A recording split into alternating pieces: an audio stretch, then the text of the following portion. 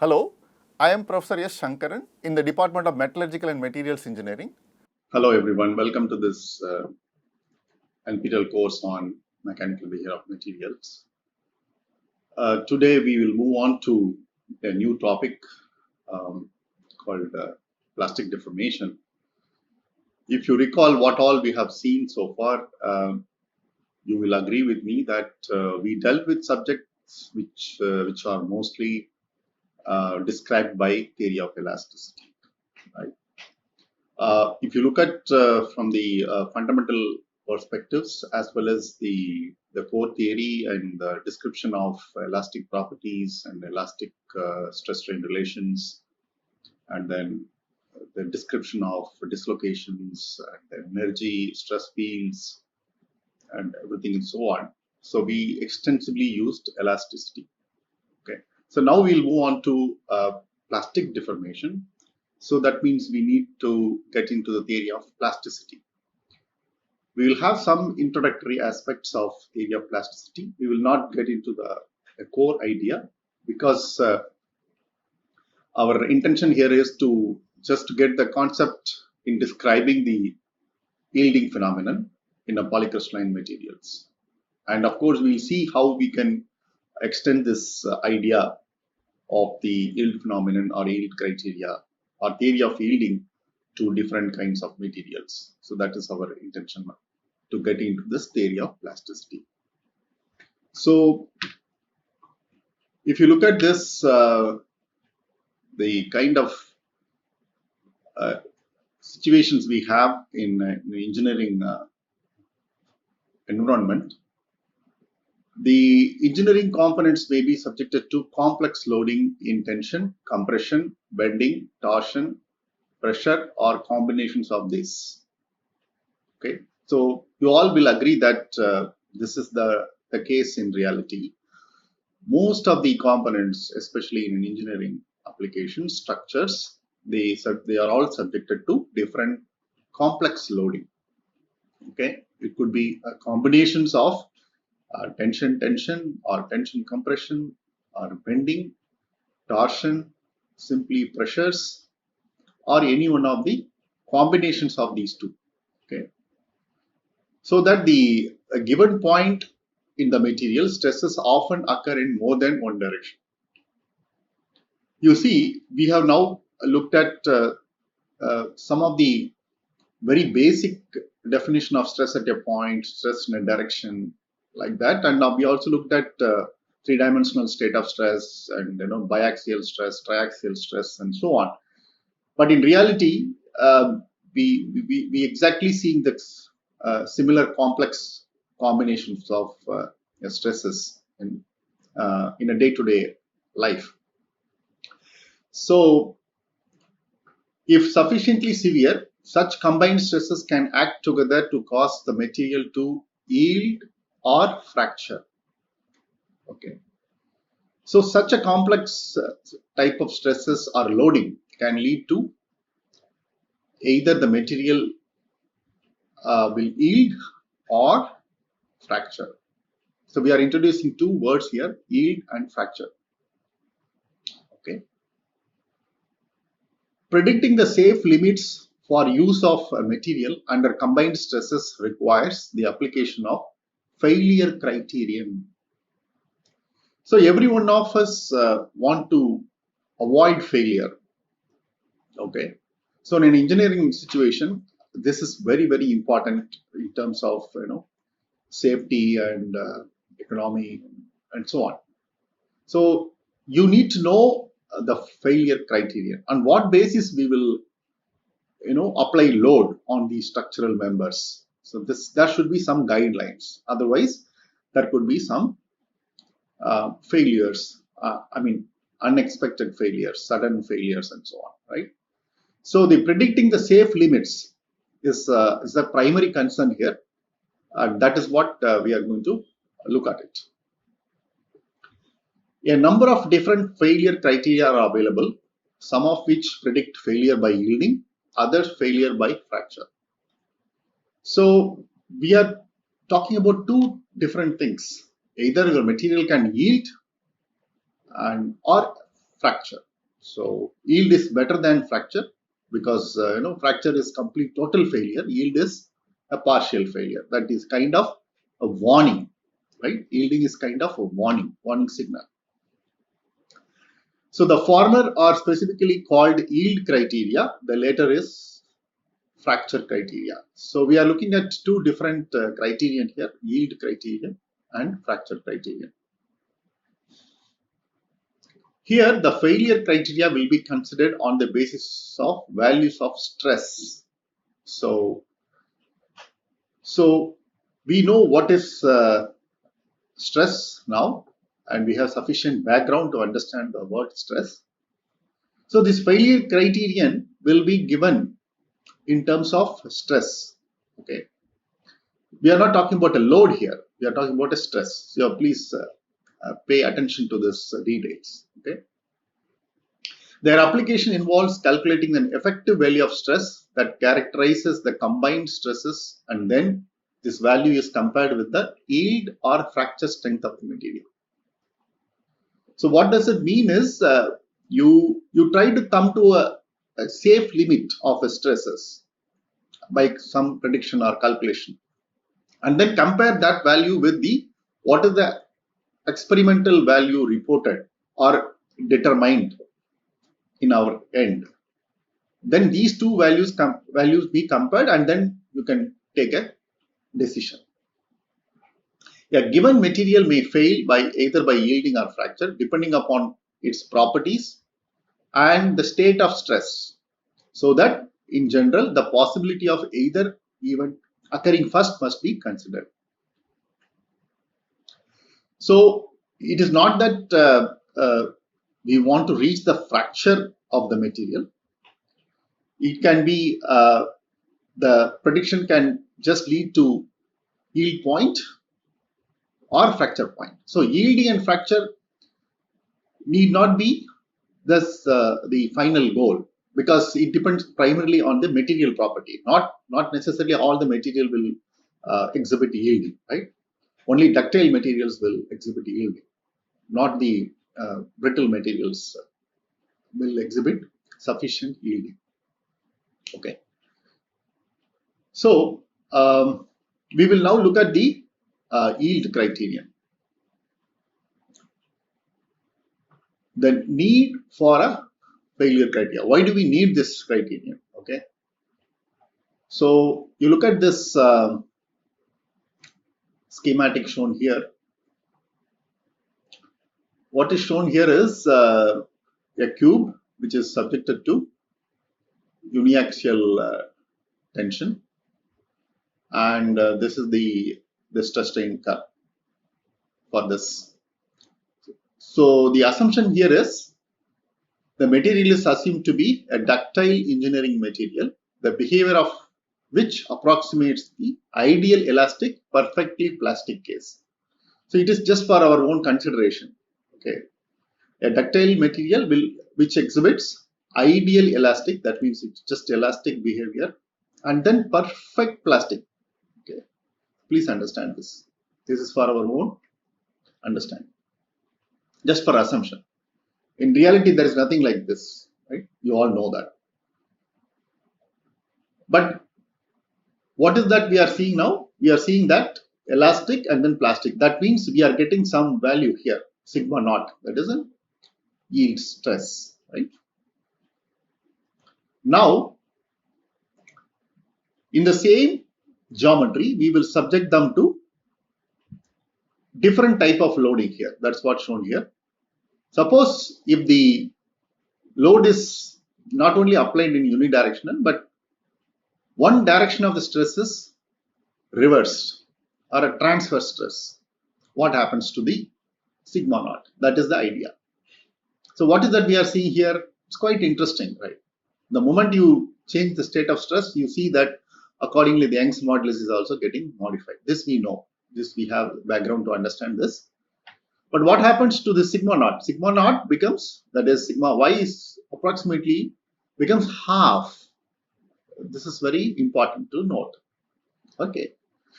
So the sigma, when the sigma x becomes minus sigma y, then the yield stress is becoming nearly half of the value as compared to the uniaxial tensile force.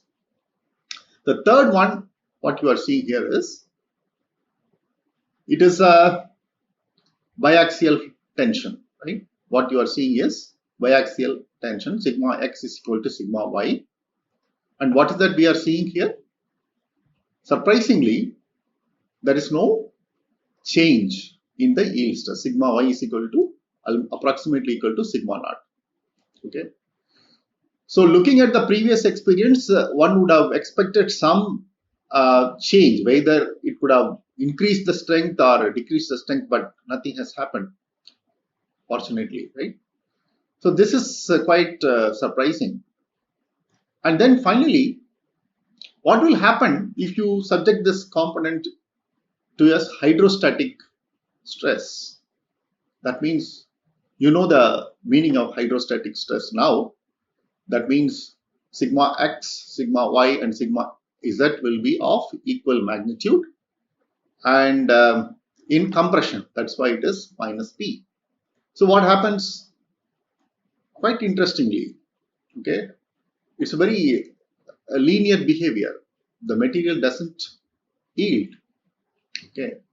One important point you have to remember here is, in all these A, B, C can be experimentally verified by some means. We have means of doing this, but we cannot create a hydrostatic pressure and then, in a simple experiments, we cannot realize this. So, nevertheless, this is what it is shown here. There's nothing happens to this material, right? You recall that, in previous elasticity theory also, we have seen that hydrostatic stress doesn't contribute to plastic deformation. Okay, that also you should remember. So what we have seen here is the yield strength for a ductile metal under various state of stresses, namely uniaxial tension, tension with a transverse compression, biaxial tension, and hydrostatic compression. You see that different type of state of stresses or type of stresses, the material exhibits different behavior in terms of yielding. And now you see the question, what is the need for this failure criteria? So the answer comes from this experiments, right?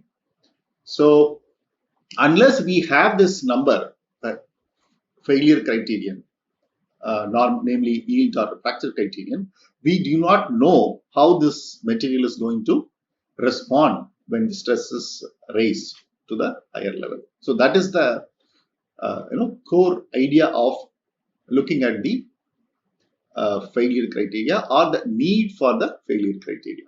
Okay, so now we look at how do we go about this. Failure criteria for isotropic material can be expressed in the mathematical form, that is f of sigma 1, sigma 2, sigma 3 is equal to sigma c at failure.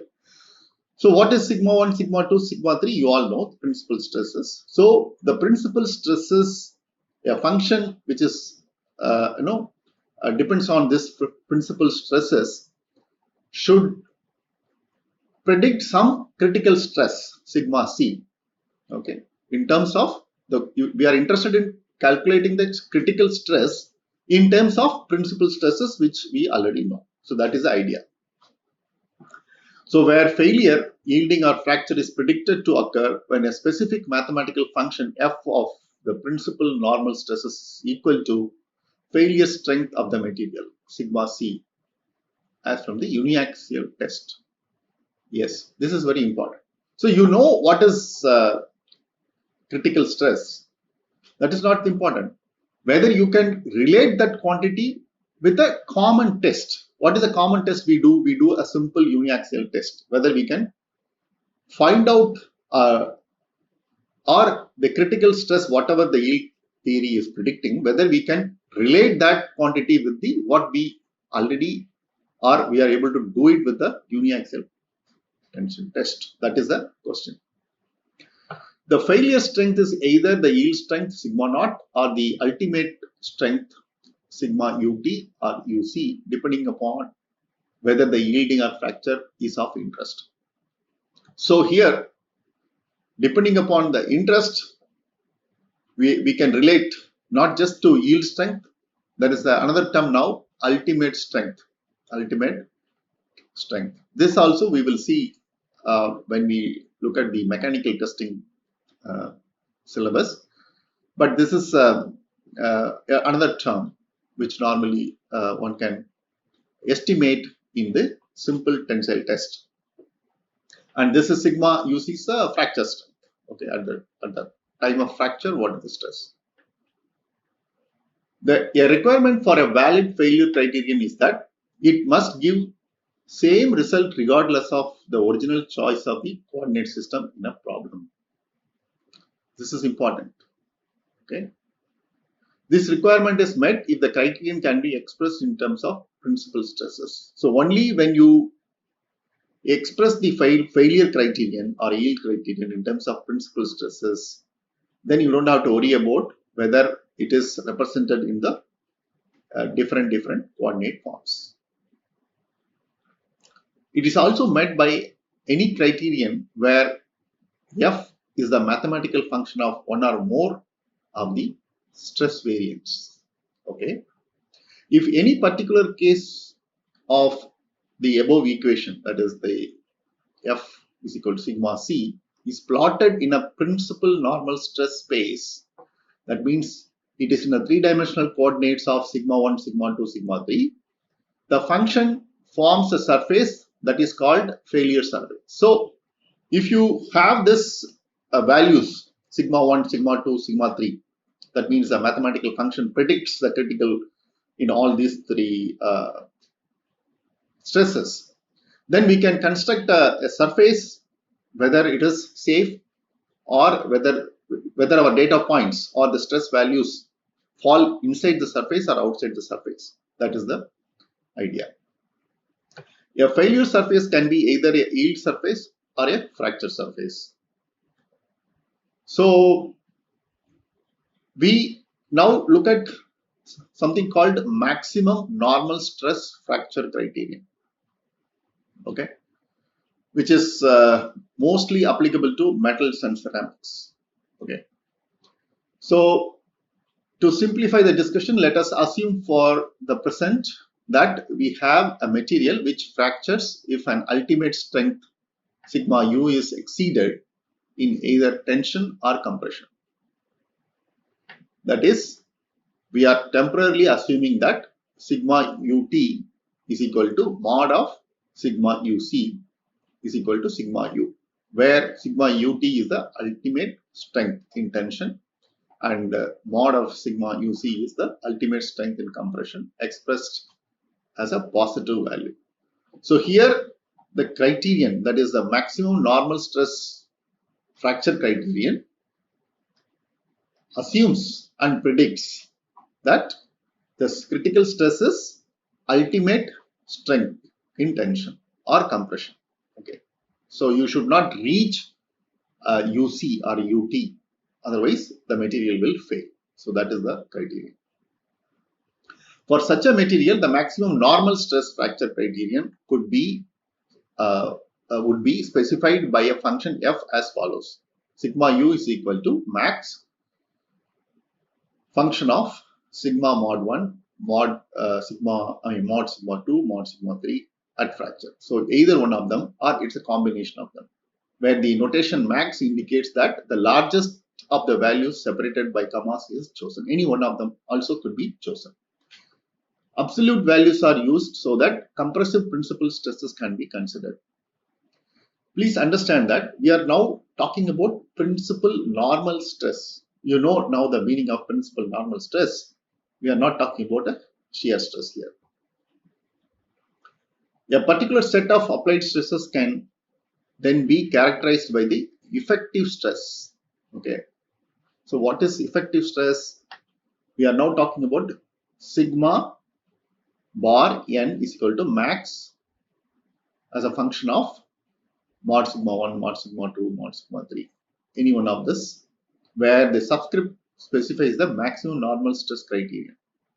So capital N denotes the normal stress criterion. Okay. Hence, the fracture is expected when sigma n bar is equal to sigma u, but not when it is less. And the safety factor against the factor you can give x is equal to sigma u divided by sigma n bar. So suppose if the safety factor is known like this, then we have a safe limit by which you can allow the material to take up the load or a stress. So that is the idea before it fractures. So then the next point is maximum shear stress yield criterion. We have now seen maximum normal stress fracture criterion. So that name itself tells that we are now predicting the fracture. That means the material is not supposed to yield, or the other way is the material, it is a criterion for brittle materials, for example ceramics. That's why I said very hard metals and brittle materials like ceramics and composites, the maximum normal principal stress fracture criterion will be valid. But now we are talking about maximum shear stress yield criterion. So the name itself suggests that yielding of ductile materials is often predicted to occur when the maximum shear stress on any plane reaches the critical value tau naught, which is a material property. So tau naught is equal to tau max at yielding. So for a ductile material, we are now talking about a shear stress yield criterion. And what we are talking here, the maximum shear stress on any plane reaches a critical value tau naught. So now you should recall, we looked at the shear stress. We resolved the total stress into normal stress and shear stress in the theory of elasticity lectures. And then we also looked at these shear stresses are maximum only at certain planes. That planes also we have shown. Okay, how it bisects the normal principal axis stress, the planes or axis and so on. I will bring back that slide to recall those concepts, whatever we have seen. But before that, let us see what this criterion says. This is the basis of the maximum shear stress yield criterion, also often called the Tresca criterion. Okay.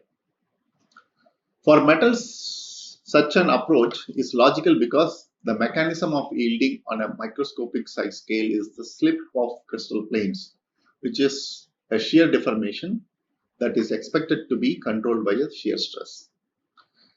So we are repeating the same concept that plastic deformation is caused by a shear stress that we have already shown, and this is exactly every crystal planes will experience the shear deformation when they are subjected to tensile loading or compression loading, etc.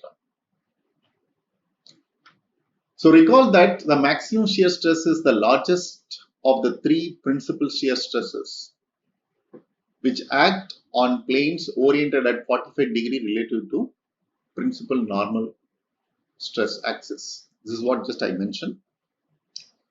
So we know the three principal shear stresses, tau 1, tau 2, tau 3. We have looked at it. So that's what it is. These principal shear stresses may be considered, okay, which are obtained from principal normal stresses, which is repeated here for the convenience. Tau 1 is equal to mod of sigma 2 minus sigma 3 by 2, tau 2 mod of sigma 1 minus sigma 3 by 2, tau 3 mod of sigma 1 minus sigma 2 by 2. So now you should recall out of these three, which one is the maximum. That also you know, right? Out of these three, which one is maximum, that also we have seen, and how it can be resolved from the principal normal stresses, that also we have seen. We will recollect all of them as we proceed. Hence, this yield criterion can be stated as follows. So now we are now talking about yield criterion. So tau naught we have to define. tau naught is equal to max times mod sigma 1 minus sigma 2 by 2, like what we have seen in the normal principal fracture criterion. Here we are putting the tau 1, tau 2, tau 3 at yielding. Whenever this tau naught reaches the maximum of any one of these shear stresses, the material will yield. That is the criterion. The yield stresses shear tau naught for a given material could be obtained directly from a test in simple shear, such as a thin walled tube in torsion. Either we can obtain this quantity by simple torsion test, or even a simple tensile test we can relate, because we have the relation, right? We will see what is that. However, only a uniaxial yield strength sigma naught from a tension test are commonly available, so that it is more convenient to calculate tau naught from sigma naught. Okay, in a uniaxial test, at the stress defined at the yield strength, we have sigma 1 is equal to sigma naught, sigma 2 and sigma 3 is 0 because it is uniaxial. Substitution of these values into the yield criterion of the equation gives tau naught is equal to sigma naught by 2. So if you substitute this into this equation, these relations, so finally you get tau naught is equal to sigma naught by 2. This is the yield criterion for the ductile materials, or Tresca yield criterion. According to the convention, sigma 1 is the algebraically greatest principal stress and sigma 3 is the algebraically smallest principal stress, right? Tau 2 has the largest value of shear stress and it is called a maximum shear stress, tau max. This also we have already seen. Just for convenience, we are rewriting here. Tau max is equal to sigma 1 minus sigma 3 by 2. Okay, so this is what I just said. I will bring this the maximum shear stress planes, which we have already seen. Okay, if you look at this tau 3 and tau 2 and tau 1, these are the exact planes on which these shear stress will act, and this is the corresponding equations which relates the normal stresses, and then you clearly see that the tau max is equal to tau 2, which is sigma 1 minus sigma 3 by 2. This is exactly the yield criterion also predicts. So when this max the material reaches the tau max of this value, then it will start yielding.